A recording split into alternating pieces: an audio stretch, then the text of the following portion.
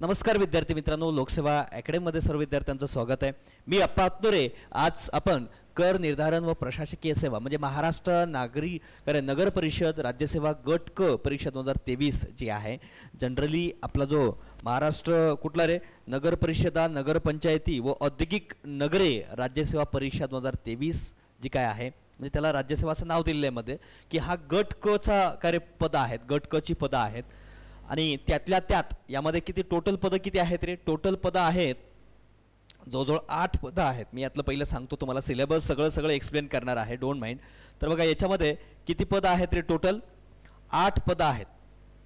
आणि या 8 पदापैकी आपण जे कर निर्धारण जे आहे, कर निर्धारणचे 579 जागा आहेत. टोटल 1782 जागा आहेत.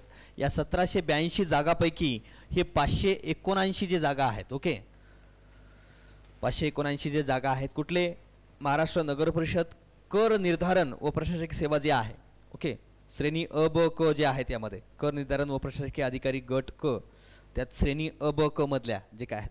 तर याच्यामध्ये बघा टोटल श्रेणी अ श्रेणी ब जे काय आहेत, ओके, आणि किंवा मग काय राखीव त्यांना 25% त्यांच्यासाठी एवढी जागा आहेत, ओके. आणि बाकी सगळ्यांसाठी सर्वसाधारण उमेदवारांसाठी 346 जागा आहेत. म्हणजे बघा लक्षात घ्या, ही जी भरती आहे याच्यामध्ये ह्या कर निर्धारणचे आपण पेपर 1 आणि काय रे पेपर 1 आणि पेपर 2 हे दोन्ही घेणार आहोत, ओके. मग त्याच्यात सिलेबस काय आहे ते मी सगळं सांगतो, म्हणजे त्यातले दोन्हीही आपण पेपर घेणार आहोत. मग आता बाकीचे उरलेली काय आहेत रे? हे स्थापत्य अभियांत्रिकी असेल, विद्युत अभियांत्रिकी असेल, संगणक अभियांत्रिकी असेल, किंवा मग काय रे पाणी पुरवठा आणि जलनिसारांचा काय स्वच्छता अभियांत्रिकी सेवा असेल, किंवा मग काय लेखापाल जे काय लेखापाल म्हणजे कोणासाठी असते ते तुम्हाला माहितीच आहे, तुम्ही त्याचं हे वाचलाच असाल, ओके. BCom वगैरे होणार आहे. त्यानंतर काय रे कर निर्धारण आहे, नगर परिषद अग्निशमन सेवाचा आहे, किंवा नगर परिषद स्वच्छता निरीक्षक असेल. तर या बाकी 8 पोस्टसाठी जे काय बाकी म्हणजे सगळ्या 8 पोस्टसाठी जे काय हे 8 पदं आहेत, या 8 पदासाठी पेपर 1 तर आपण घेणारच आहेत, ओके. पेपर 1 आणि पेपर 1 आणि 2 जो काय आहे तो कोणाचा घेणार आहेत रे? कर निर्धारणचा घेणार आहेत, ओके. मग अशी ही आपली काय बॅच आहे, ती कर निर्धारणची बॅच जी आहे तर ऑनलाईन बॅच असणार आहे 2023, ओके. तर या बॅचमध्ये बघा फीस 4000 आहे. पेपर 1 साठी 2500 आहे, पेपर 2 साठी 2500 आहे, आणि दोन्ही एकत्रित लावलात तर मात्र 4000 रुपये फीस असणार आहे, ओके. कालावधी परीक्षेपर्यंत असेल, जी काय परीक्षेचा कालावधी असेल. तर बॅच स्टार्ट 20 जुलै 2023 पासून होणार आहे, ओके. आणि लाईव्ह प्लस रेकॉर्डेड म्हणजे जनरली रेकॉर्डेड व्हिडिओ असतात, आणि तुम्हाला काही डाऊट असतील तर मग ते लाईव्ह सेशनच्या माध्यमातून डाऊट क्लिअर केले जातील, ओके. का तर आपण मीच घेण्याचं कारण काय रे हे की जनरली याच्यामध्ये GSचं प्रमाण जास्त आहे, ओके. 55 ते 60% हे GSचं प्रमाण असल्यामुळे मी घेतोय, ओके. म्हणून का तिथं विद्यार्थ्यांचा रिझल्ट जाऊ नये, आणि GSचा सगळा सिलेबस जो आहे कंबाईन आणि राज्यसभेचा नेऊन तिथं सोडलेला आहे, म्हणून आपण हे घेतोय. आणि आता TCS परीक्षा किंवा IBPS या दोन्हीपैकी जे काही घेईल परीक्षा या TCS IBPS पॅटर्न अंतर्गत होईल. तर जनरली TCS IBPS हे परीक्षा कंडक्ट करत असते, पेपर मात्र काय रे जे ते डिपार्टमेंट काढत असते. त्यामुळं आपण जे घेणार आहेत डिपार्टमेंटमध्ये कोणते लोक असणार आहेत? महाराष्ट्र गव्हर्नमेंटचेच लोक असणार आहेत, आणि ते काय म्हणजे स्पर्धा परीक्षेतूनच वर आलेले लोक आहेत. त्यामुळं त्यानुसार आपण त्या प्रश्नांची तयारी करून घेऊ. जुने प्रश्न असतील किंवा मग काय नवीन जे काय कंबाईनचे प्रश्न असतील त्या टॉपिकच्या रिलेटेड, ओके, किंवा राज्यसेवेचे असतील किंवा महापोर्टलचे झालेले प्रश्न असतील, ओके. आणि कारण बाकीच्या सगळ्या जे काय TCSनं जे आता सध्या परीक्षा घेत आहे, मग सर आताच्या लेटेस्ट पेपर घ्या, मग ते मराठी इंग्रजीला लागू पडतील, पण बाकी विषयासाठी कारण तो हा सिलेबस इतर ठिकाणी नाही, म्हणून मात्र ते लिमिटेशन्स आपल्याला येतील. पण त्या ठिकाणी आपण मॅक्सिमम त्याच्यापेक्षा काठिण्य पातळी अधिक करून घेऊ, म्हणजे जेणेकरून तुम्हाला त्या ठिकाणी अडचण येणार नाही, ओके. तर बघा आता कर निर्धारण प्रशासकीय सेवा पेपर 1 आणि पेपर 2 तुम्हाला ही बॅच ऑनलाईन असणार आहे, ओके. तर ह्या बॅचमध्ये मी स्वतः शिकवतोय, त्यामुळे तुम्हाला कुठली अडचण येणार नाही. हां बघा आता तर पदं भरपूर आहेत. टोटल 1782 पदं आहेत, त्यातल्यात कर निर्धारणचे 579 पदं आहेत, ओके. त्यानंतर जर बघितलात तर 372 पदं आहेत का ते अग्निशमन सेवाचे वगैरे आहेत. तुम्ही या लोकांनी पेपर 1 मात्र जॉईन करू शकता. हां बघा आता सिलेबस काय आहे, सिलेबसमध्ये काय काय केलं पाहिजे आणि मी कसं घेणार आहे ते निश्चित सांगतो. फक्त सिलेबस पहिलं बघा. मराठी आहे बघा. प्रश्न किती आहेत रे? टोटल पहिल्या पेपरमध्ये 60 प्रश्न आहेत आणि पेपर 2 मध्ये 40 प्रश्न आहेत. म्हणजे एकूण प्रश्न किती आहेत? 100 आणि मार्क आहेत 200. किती? 100 प्रश्न 200 मार्क. पेपर 1 मध्ये 60 मार्काला काय काय बघा, 60 प्रश्न काय काय आहेत, 15 प्रश्न मराठीचे आहेत. बिंदास तुम्हाला 15 पैकी 15 येतील त्या ठिकाणी, अशी आपण तयारी निश्चिंत करून घेऊ. बघा इंग्रजीमध्ये ही 15 पैकी तुम्ही बघा, मी 15 पैकी 15 म्हणणार नाही, बऱ्याच जणांचं बीक असतंय, तिथं आपण 10+ मार्क आणण्याचा प्रयत्न करून घेऊ. ओके. आणि सामान्य ज्ञान जे दिलेलं आहे तिथं मात्र 15 पैकी 12-13 पर्यंत आपण सहज घेऊन जाऊ शकतो. आणि बुद्धिमत्ता चाचणीमध्ये हे पैकीच्या पैकी येऊ शकतात तुमची प्रॅक्टिस असेल तर. बॅच लावली म्हणजेच पास होते असंही नाही. तर तुम्ही जर व्यवस्थित केलात, मी शिकवलेलं येईल पण तुम्ही केलात तर, त्यामुळं बिंदास्त इथं करू शकता. तर बघा हे 30 प्रश्न आहेत, 30 मार्क आहेत, हे 30 मार्काला म्हणजे 2 मार्काला 1 आहे. ओके. माध्यम मराठी पण आहे, हे मराठी माध्यम आणि इंग्रजी माध्यम पण आहे. 70 मिनिटं आहेत. ओके. किती प्रश्नासाठी रे? 60 प्रश्नासाठी 70 मिनिटं आहेत बघा, म्हणजे वेळ खूप आहे, हे लक्षात घ्या. आणि वस्तुनिष्ठ बहुपर्यायी आहे, आणि वस्तुनिष्ठ बहुपर्यायी आहे हे पण. ओके. तर बघा इथं पेपर 2 मध्ये विषयाशी संबंधित घटक आहेत, त्या म्हणजे करनिर्धारकचं आपण डिरेक्टली बघणार आहोत, बाकीच्यांचा पेपर 2 बघणार नाहीत. तर सगळ्यांना पेपर 1 कॉमन आहे. 8च्या 8 पोस्टसाठी हे पेपर 1 कॉमन आहे. म्हणून बघा 70 मिनिट वेळ आहे, 1 तास 10 मिनिटं जवळजवळ. ओके. इथं 50 मिनिटं वेळ आहे. पण किती प्रश्नासाठी? 60 प्रश्नासाठी खूप वेळ आहे तसं बघितलं तर, 1 मिनिटापेक्षा जास्त अधिक वेळ आहे. हा, आता बघा पेपर 1 आणि पेपर 2. पहिला पेपर 1 बघू. पेपर 1 मध्ये सिलेबस काय दिलेला आहे त्यांनी बघा, सेम आपल्या जवळपास कंबाईन आणि राज्यसेवेसारखाच आहे. सर्वसामान्य शब्दसंग्रह, वाक्यरचना, व्याकरण, मनी दिसतंय का, म्हणजे मनीवर प्रश्न येणार म्हणजे येणार, वाक्प्रचारवर येणार म्हणजे येणार, अर्थ आणि त्याचा उपयोग म्हणजे यांचा. ओके. व्याकरण पण आहे, वाक्यरचना पण आहे, सेम आहे. त्याचं काय, उत्तरावरली प्रश्न सेम आहे ॲज इट इज, कुठलंही वेगळं नाही. इंग्लिशला पण बघा कॉमन व्होकॅब्युलरी आहे, सेंटेन्स स्ट्रक्चर आहे, ग्रामर आहे, लेटर अँड ईमेल रायटिंग, थोडा हा वेगळा पॉईंट आहे, ही पण तयारी करून घेतली जाईल. ओके. Don't mind. त्यानंतर काही इडियम अँड फ्रेजेस आहेत, their meaning and comprehension. Okay. तर याची तयारी व्यवस्थित करून घेतली जाईल. Don't mind. तुमच्या ह्याच्या टेस्ट पण होतील आणि हे सगळा सिलेबस व्यवस्थित कव्हर केला जाईल. आता ज्यांना खरंच वाचायचं आहे, ओके, तर हे बॅचमध्येच घेतलं म्हणून असं नाही. ज्यांना हे आपण स्ट्रॅटेजी लेक्चर देतोय, तर मराठीसाठी तुम्ही मोरावाळंबे सरांचं पुस्तक वापरू शकता, जे काय ज्यांना करायचं आहे त्यांनी. ओके. इंग्रजीसाठी पालायनसुरीचं पुस्तक वापरू शकता. ओके. आणि किंवा मग ज्यांना जमत नाही त्यांनी बाळासाहेब शिंदे सरांचं पण करू शकता. आणि हे प्रश्न जे आहे तर आपलं एक लोकसभेचं प्रश्नसंच पण आहे बघा, मराठी आणि इंग्रजीसाठी, त्याच्या बाहेर काय जनरली जाणार नाही. ओके. तिथलीच प्रश्न MPSCचे डायरेक्टली उचलून पण टाकू शकतात, टाकतीलच असं नाही. ओके. तर म्हणून तिथलं तुम्ही रेफर करू शकता, ज्यांना खरंच म्हणजे बॅचनल लावता स्वतः करायचं आहे त्यांच्यासाठी पण हे सांगतोय.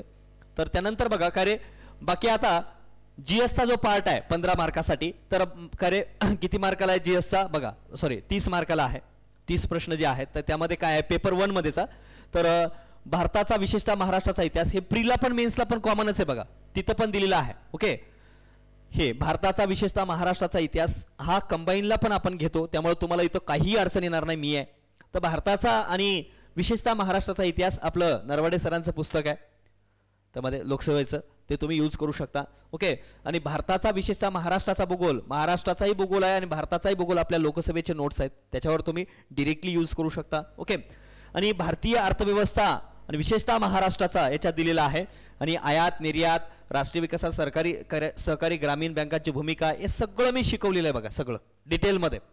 त्यामुळे तुम्हाला रेकॉर्डेड जे माझ्याकडे रेडी आहे ते मी तुम्हाला टाकू शकतो. आणि त्याच्यावर जास्तीत जास्त मॅक्झिमम जे काय रिलेटेड आहे आणि जे वेगळं आहे ते वेगळे लेक्चर होतील. आणि जास्तीत जास्त मॅक्झिमम तुमच्या समोर की लाईव्हच्या माध्यमातून किंवा डाऊट क्लिअर करण्यासाठी समोर येईल आणि क्वेश्चन पेपर जास्तीत जास्त होतील. त्यामुळे तुम्हाला ते तुमच्या त्या परीक्षेसाठी तुम्हाला जास्तीत जास्त प्रिपेअर केलं जाईल. पण ज्यांनी घरी करू इच्छित आहेत त्यांच्यासाठी सांगतोय की अर्थव्यवस्थेसाठी देखील आपल्या नोट्स आहेत, ते प्रॉपरली तुम्ही आता 31 जुलैला येणार आहेत, तर त्याचा तुम्ही वापर करू शकता. सहकारी ग्रामीण बँकांची भूमिका, सहकार पण यात ऍड केलेला आहे, शासकीय अर्थव्यवस्था, हे सगळं दिलेलं आहे, किंमत वाढण्याची कारणे वगैरे सगळा टॉपिक दिलेले आहेत. आणि भारतीय राज्यव्यवस्था जी आहे, ओके, पॉलिटी अंतर्गत घटनेचा प्राथमिक अभ्यास म्हणजे घटना निर्मिती असेल किंवा मग घटना निर्मिती असेल, घटनेची वैशिष्ट्ये असतील त्यामध्ये येईल, प्रस्तावना येईल यामध्ये. ओके. म्हणजे जे काय बेसिक कॉन्स्टिट्यूशन आहे त्यामध्ये सगळे येतील. संसद आणि राज्यविधान मंडळ, ओके, म्हणजे संसद म्हणजे सगळं आलं, मग संसदेचे पदाधिकारी आले किंवा मग त्याचं कायदा निर्मिती प्रोसेस आली. ओके. या सगळ्या गोष्टी तर या संसदे अंतर्गत येतात. राज्य व्यवस्थापन म्हणजे प्रशासन येईल राज्य व्यवस्थाचं. ओके. आणि ग्रामीण आणि शहरी प्रशासन जे आहे, ओके, ग्रामीण आणि शहरी दोघंही आहे, म्हणजे याचा अर्थ पंचायत राज पण आहे आणि तुमचं शहरी महानगरपालिका, नगरपालिका, नगरपरिषद याबद्दलही आहे आणि काय रे ग्रामपंचायत, पंचायत समिती, जिल्हा परिषद आणि काय रे त्यांच्या 73 74 घटना दुरुस्ती आणि संबंधित जी काय तुमच्या जे काही वेगवेगळ्या समित्या आहेत त्याबद्दलही माहिती बघणं गरजेचं आहे. आता चालू घडामोडी जागतिक आणि भारतासंबंधित हे सिलेबसमध्ये कंबाईनला पण दिलेलं आहे. ओके, त्यामुळे वेगळं काही करण्याची गरज नाही. हा सिलेबस सेम आहे म्हणूनच मी घेतोय ना, तर मग मी रिस्क घेतली नसते. ओके, मलाच माहिती नसेल तर मी त्यात न उतरणं योग्य असते. मग सिलेबस माहिती आहे म्हणून मग हे घेण्याचा आपण प्रयत्न करतोय. बिनधास्त कुठल्याही विद्यार्थ्यांना मनामध्ये शंका न उत्पन्न करता तुम्ही डिरेक्टली बॅच जॉईन करू शकता. ज्यांना खरंच विश्वास आहे त्यांनी जॉईन करू शकता. ओके, तर बघा आता काय रे पर्यावरण जे आहे, मानवी विकास व पर्यावरण, पर्यावरणपूरक विकास, नैसर्गिक साधन संपत्तीचं संरक्षण, विशेषतः वनसंधारण वगैरे, ही काय 11वी 12वीचे स्टेट बोर्ड आणि थोडंफार ते काय रे जो काय आपला एन्व्हायरमेंटचा जो 11वी 12वी व्यवस्थित केला आणि त्याच्या रिलेटेड इन्फॉर्मेशन कलेक्ट केलं तर त्याच्या पलीकडे जनरली करण्याची गरज नाही या ठिकाणी. ओके, हां बघा तेच प्रदूषण, पर्यावरणीय आपत्ती, पर्यावरण संवर्धनता कार्यरत असलेल्या राज्य, जागतिक, राष्ट्र, संस्था पातळीवरली संघटना वगैरे आणि बुद्धिमापन चाचणी याची पण तयारी करून घेतली जाईल. ओके, हे 4 पॉईंट आहेत.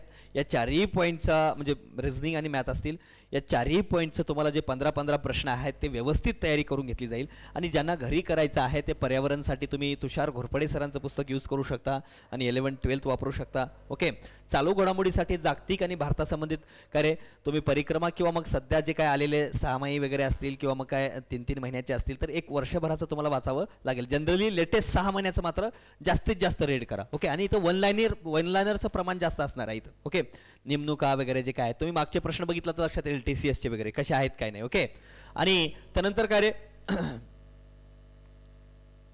तो रिझनिंग आणि मॅथ मात्र चांगला असणार आहे कारण ते TCS IPS बँकिंग पण घेतात त्यामुळे तिथले मॅथ आणि रिझनिंग मात्र क्वालिटी चांगली असते पण तिथं चांगली प्रॅक्टिस करावी लागणार आहे. त्यामुळं हा पण पॉईंट आपण व्यवस्थित नक्की घेऊ. पण याच्यासाठी तुम्हाला करायचं असेल तर मग काय रे जनरली RS अग्रवाल तुम्ही सोडवू शकता. त्यानंतर बघा आता पेपर 2 जो काय आहे, आता हा पेपर 2 फक्त आणि फक्त बाकी हे सगळ्यांसाठी कॉमन होतं. तर पेपर 2 फक्त कोणासाठी आहे रे, ते केवळ आणि केवळ पेपर 2 कर निर्धारण यांच्यासाठी आहे आणि बाकीच्यांसाठी वेगवेगळे पेपर आहेत. मग त्यांच्या आपण काय ते टेक्निकल असल्यामुळे मी काय घेत नाही. ओके, या GS आहे म्हणून इथं या ठिकाणी आपण कर निर्धारण मात्र घेतोय. तर बघा आता महाराष्ट्राचा भूगोल आहे जो कंबाईनला आहे तोच आहे, फक्त थोडं जास्त एक्सप्लेन केलेला आहे.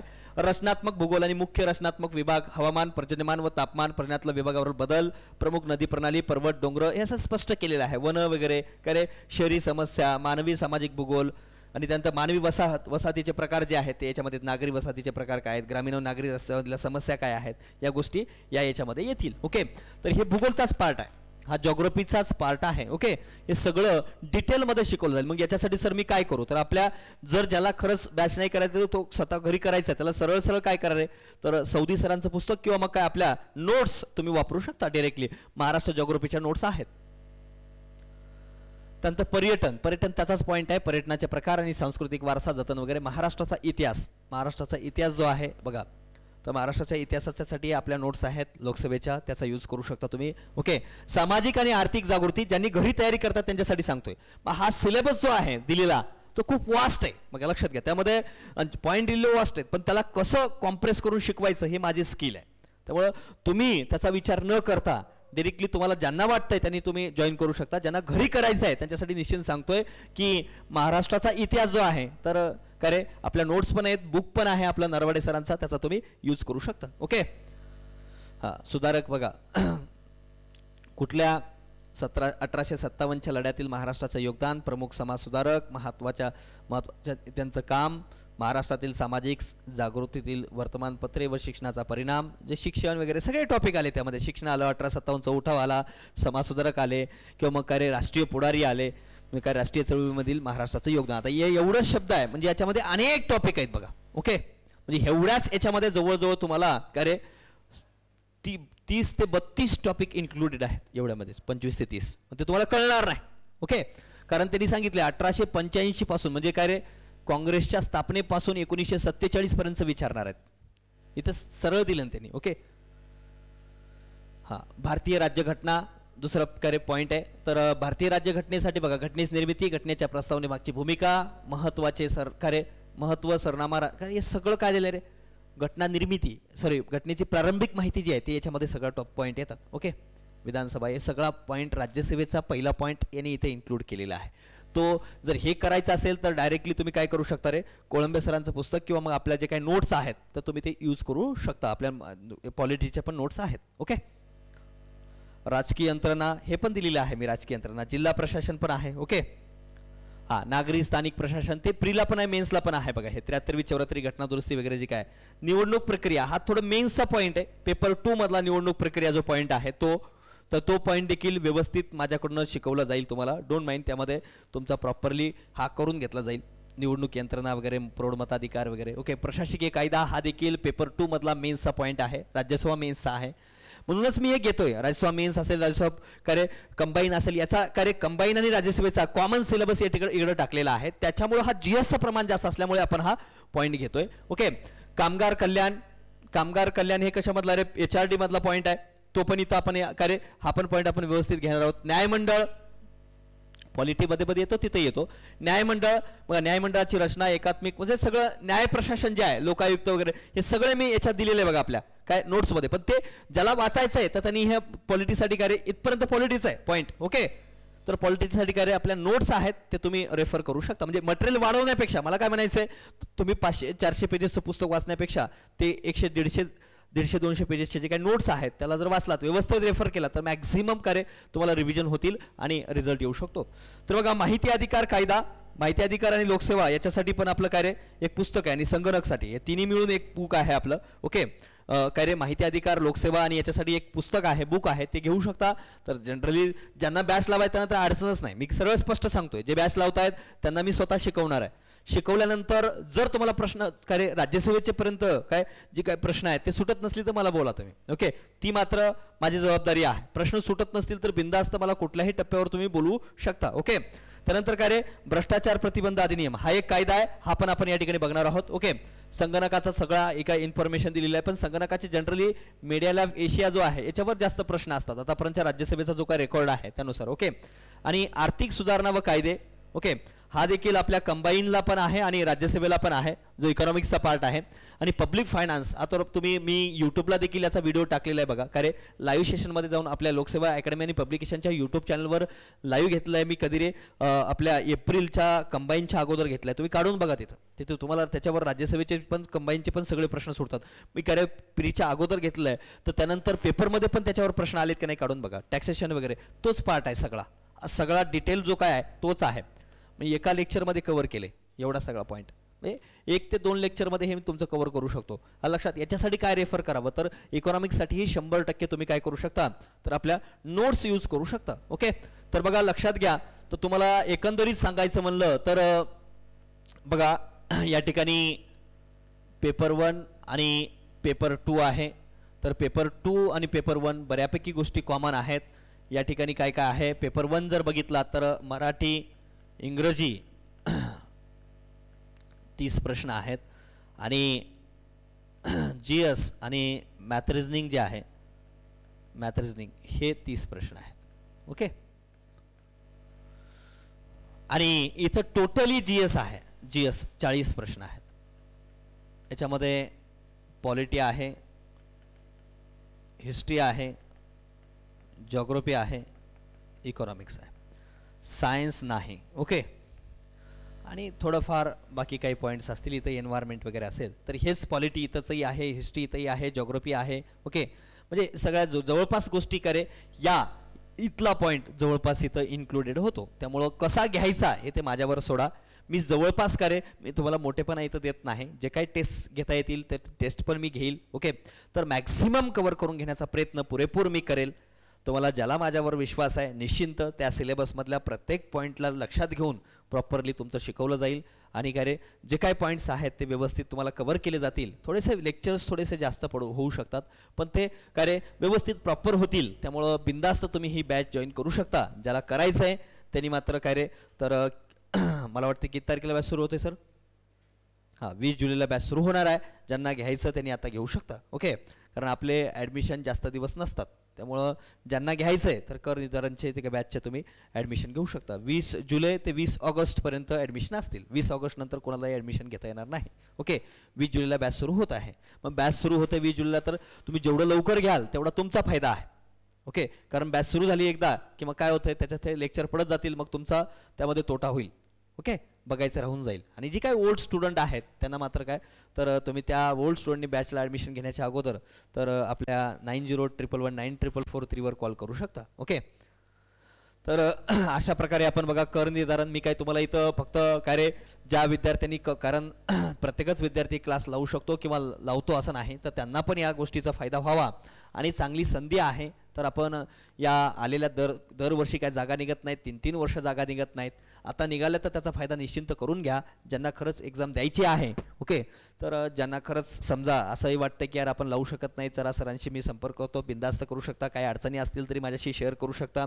आणि याच्यामध्ये GS आहे म्हणून आपण हे घेतो, हे लक्षात घ्या. पहिली गोष्ट का, तर GS तुमचं मी चांगल्या प्रकारे जे काय मराठी असेल किंवा GSचा जो काय म्हणजे कंबाईन आणि राज्यसेवेचा सिलेबस आहे म्हणून आपण हा घेतोय आणि तो प्रॉपरली मी कव्हर करून घेईल ही मग तुम्हाला हमी देतो. आणि ज्याला ही बॅच जॉईन करायची आहे त्यांनी मात्र पहिलं ॲप आपलं डाउनलोड करा. ओके, तर पेपर 1 आणि पेपर 2 बद्दल सांगितलेलं आहे. तर मराठीसाठी पुनश्च सांगतो, मराठीला मोरा वळंबे सरांचं पुस्तक. आणि प्रश्नांसाठी जे काय आहे तर TCSचे सगळे प्रश्न बघून घ्या, मराठीचे आणि इंग्लिशचे. आणि सोबतच काय रे, बघा वाटलं तर मग काय रे, आपलं जे काय MPSCचे प्रश्न आहेत ते आपलं सेट ए घ्या. सेट एमध्ये मराठी आणि इंग्रजीचे सगळे प्रश्न दिलेले आहेत. मराठी इंग्लिश झाला तुमचा. GSसाठी पॉलिटीसाठी नोट्स आहेत, इकॉनॉमिक्ससाठी नोट्स आहेत, हिस्ट्रीसाठी नोट्स आहेत, जिओग्राफीसाठीही नोट्स आहेत. तर त्या नोट्स प्रॉपर केल्या तर त्याच्यात अडचण येणार नाही. सिलेबसनुसार त्या नोट्समधले पॉईंट वाचा, सगळ्याच नोट्स वाचू नका. त्या टॉपिक कोणकोणते आहेत त्यानुसार ते जर वाचून घेतलात तर तिथंही तुमचं चांगल्या प्रकारे येऊ शकतंय. ओके, आणि नोट्ससोबत ते कशा नोट्स करे समजून घ्यायच्या. जर त्याला लक्षात येत नसेल किंवा काही वाटत असेल की यार आपण स्वतः करू शकत नाही, तर बिंदास तुम्ही जॉईन करू शकता. जर ज्यांना आपण घरी राहून करू शकतो तर तुम्हाला त्यासाठी पण मटेरियल सांगतो किंवा हे वाचू शकता. पण त्यामध्ये करताना अभ्यास एक लक्षात ठेवायचं, पॉलिटी वाचतोय तर पॉलिटीमध्ये आपल्याला काही पॉईंट जे आहेत जसं की राजकीय यंत्रणा वगैरे असेल किंवा प्रशासकीय कायदा असेल किंवा भ्रष्टाचार अधिनियम असेल, हे मात्र तुम्हाला त्या नोट्समध्ये सापडणार नाहीत किंवा मग काही इतर ठिकाणाहून तुम्हाला कलेक्ट करावे लागतील. ते मात्र आपण मी स्वतः ज्या बॅच लावतायत विद्यार्थ्यांसाठी म्हणजे त्या बॅचसाठी विद्यार्थ्यांसाठी आपण त्या सगळ्या गोष्टी प्रोव्हाइड करतो. निश्चिंते म्हणजे शिकून झाल्यानंतर त्याच्या काय जे काही गोष्टी नोट्स वगैरे असतील ते पण आपण प्रोव्हाइड करू, पण ते सॉफ्ट कॉपीमध्ये असतील. ओके, तर अशा प्रकारे मित्रांनो कर निर्धारण जे काय आहे महाराष्ट्र नगर परिषद राज्यसेवा गट क परीक्षा 2023. जनरली मी कुठं स्ट्रॅटेजी लेक्चर वगैरे काय डेमो वगैरे या गोष्टी मी जनरली करत नाही. ओके, आत्तापर्यंत बऱ्याच बॅचेस झाल्या पण खूप कमी बॅचेसचे मी डेमो टाकत असतो. ओके, का तर जनरली त्या विद्यार्थ्यापर्यंत कळावं म्हणून हे आपण हे टाकलेलं आहे. असं नाही की बाबा कुठंतरी आपण त्या मार्केटिंगचा उद्देश म्हणून टाकत नाही. ज्या विद्यार्थ्यांना खरंच वाटतं की बाबा हा व्यक्ती आपलं चांगल्या प्रकारे GS जो काय आपलं या नगर परिषदेचं चांगलं करून घेऊ शकतो, तर GS आहे म्हणून म्हणतोय, तर त्या विद्यार्थ्यांनी विश्वास ठेवून काय ही बॅच जॉईन करू शकता. धन्यवाद मित्रांनो.